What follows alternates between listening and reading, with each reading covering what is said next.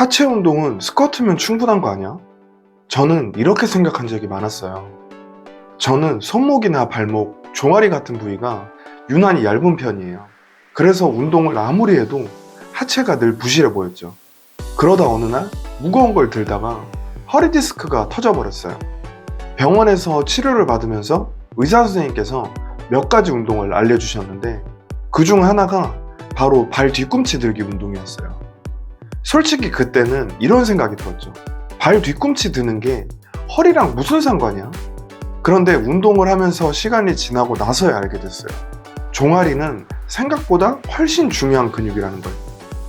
오늘은 제가 직접 겪은 경험을 바탕으로 제2의 심장이라고 불리는 종아리 운동을 왜 해야 하는지, 그리고 어떻게 해야 하는지 말씀드려 볼까 해요. 먼저 이 영상을 보시면서 해볼 수 있는 테스트가 있어요. 한쪽 발로 서서 발 뒤꿈치를 올려보세요. 올라갈 때 1초, 내려갈 때 1초. 이 리듬으로 최대 몇 번까지 가능하신가요?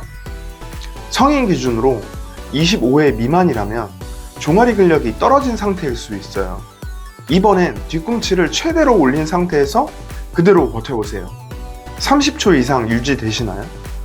만약 어렵다면 종아리 근지구력이 부족한 상태일 수 있어요. 실제로 이 테스트는 병원이나 재활치료 현장에서 자주 사용되는 방법이라고 해요. 하체 근육 중에 가장 큰 근육은 허벅지예요.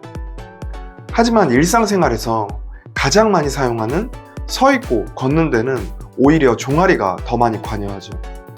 그래서 병원에서 많이 추천하는 거예요. 종아리는 단순히 다리 근육이 아니에요. 보행과 균형 감각에 직접 관여하고 땅을 밀어내는 힘을 만들고 걷고 뛸 때 생기는 충격까지 흡수하는 역할을 하죠. 여기서 하나 중요한 개념이 있어요.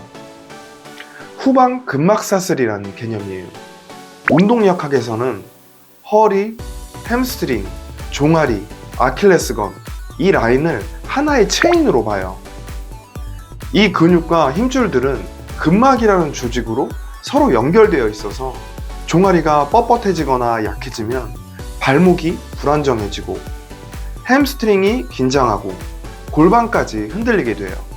골반이 불안정해지면 그 부담을 허리가 대신 버티게 되고 결국 허리 디스크나 만성 요통으로 이어질 수 있어요. 더 문제는 불안정해진 허리가 다시 발목과 햄스트링에 영향을 주면서 이 악순환이 서로 계속 반복된다는 거예요. 종아리는 이렇게 가만히 서 있기만 해도 쓰일 정도로 하루 종일 자주 사용되는 근육이기 때문에 혈당 조절에도 중요한 역할을 해요. 근육이 수축할 때 혈당을 세포 안으로 끌어들이는데 이때 글루트포라는 혈당 운반 단백질이 활성화돼요.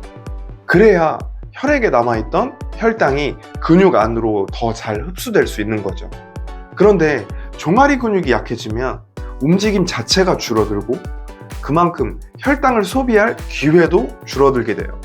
그러면 더 쉽게 피로해지고 피로해질수록 더 안 움직이게 되면서 이런 악순환이 반복되게 되는 거죠. 실제로 혈당 관리를 하시는 분들 중에서도 식단, 약물 치료와 함께 종아리 운동을 병행하면서 호전되었다고 느끼는 사례들을 찾아볼 수 있어요. 모든 운동이 치료를 대신할 순 없지만 지금부터 알려드리는 운동이 근력과 근지구력을 키워주고 관리하기 쉬운 몸 상태를 만드는데 분명한 도움을 줄 수 있을 거예요. 발은 골반 너비로 벌리고 벽이나 의자에 손을 대고 뒤꿈치를 최대한 들어 올렸다가 천천히 내려와요. 올라갈 때는 1초, 내려갈 때 1초, 횟수는 15회에서 20회.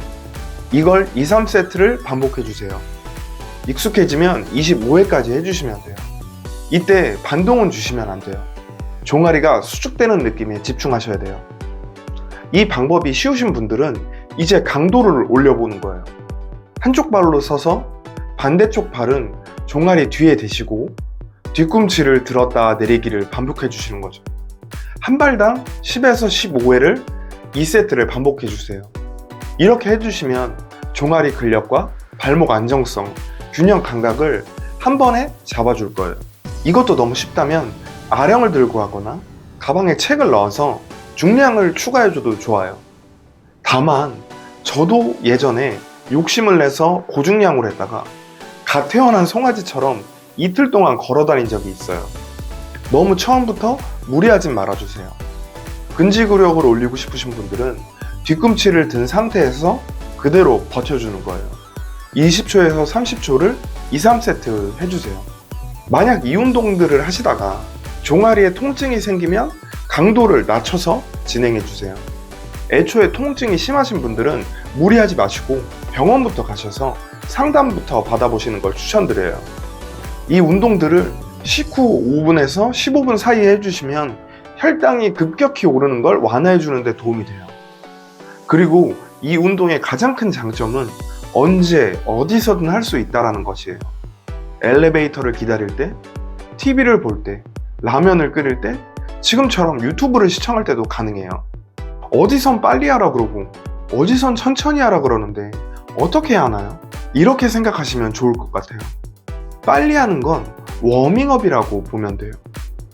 붓기를 제거할 수도 있고 예열이 목적인 거죠. 천천히 진행하는 건 근력과 근지구력을 향상시키는 데 중점을 뒀다 라고 생각하시면 좋을 것 같아요. 허리가 아픈데 해도 되나요?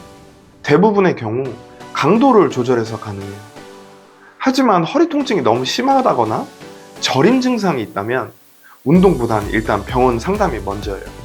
저 같은 경우도 허리 통증이 있었을 때 참고 운동하다가 결국은 허리 디스크가 터져버렸었거든요. 통증이 심하지 않은 경우에는 양발로 천천히 낮은 가동 범위부터 하시는 게 좋아요.